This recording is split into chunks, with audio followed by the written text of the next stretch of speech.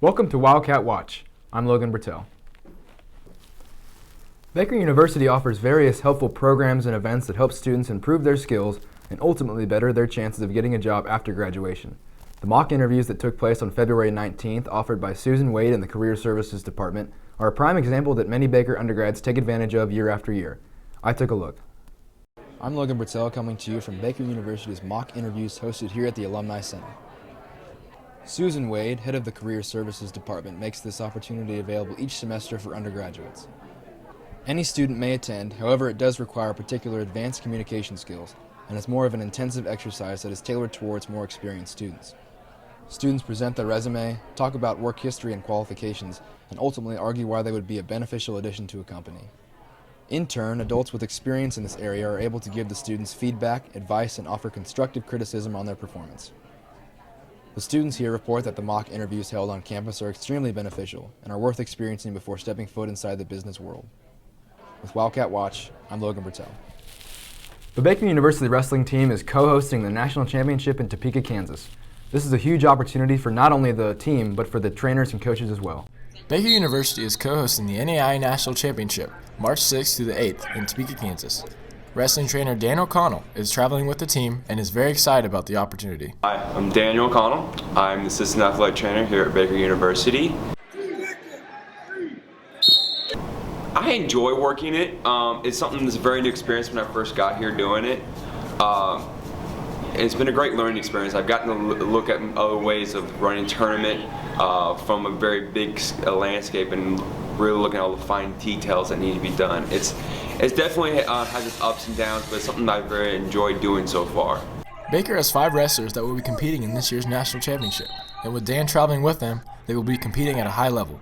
Reporting for the Wildcat Watch, I'm Josh Chalker. Every day if you walk through the New Living Center or Pulliam Hall, you will be greeted by Diana. Many people don't know her name, but always have a smile on their faces as they walk by. Diana is the custodian for the New Living Center and Pulliam Hall. I like working at Baker because we have great crew. There's 9 of us, and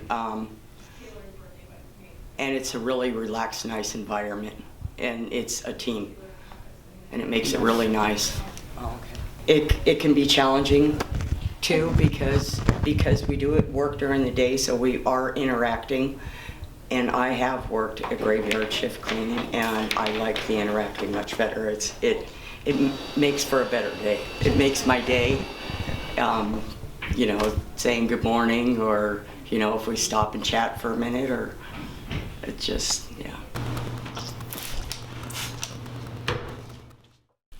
Jitters, the well-known coffee shop inside a train car in Baldwin City, has decided to make a big change to the work environment. My name is Sarah Castaneda. I am the manager and owner of Jitters Coffee Shop here in Baldwin City.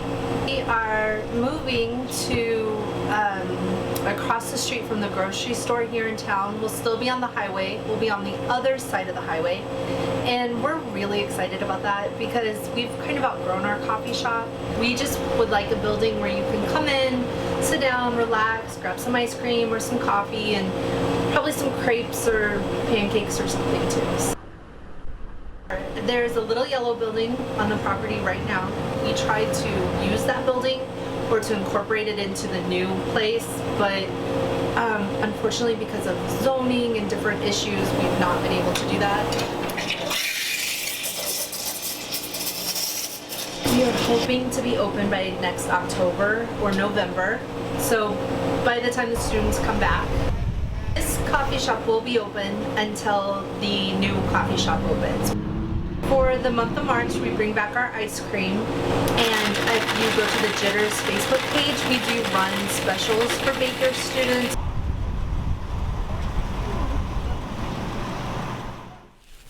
Baker University's theater department has been rehearsing a new musical called Working for the past few months. Wildcat Watch's Abby Rorta looked to the cast and crew to set the stage for this upcoming show. I'm really into music, and it's an added fun element of theater. You get to do more lighting and you get to do more timing with songs. So they're more fun for a stage manager to call because there's so much action. So like you're doing everything. I really like that it shows all of the diversity that there is in like the working class. It's interesting because you get little snippets from different people's walks of life. It's kind of like a combination between a funny musical, it's got some serious moments, and it kind of has a documentary sort of feel, which is really nice. I think they'll have a lot of fun with it, and there's a lot of real moments in it. The best part has been seeing the cast bond. They really have kind of grown together as a cast, and it's nice because, you know, then you start making inside jokes and like people outside don't quite get them, but it's fun because when you're like here, you know it, and they're working really hard, so I think that's pretty awesome. It's been nothing but a blast.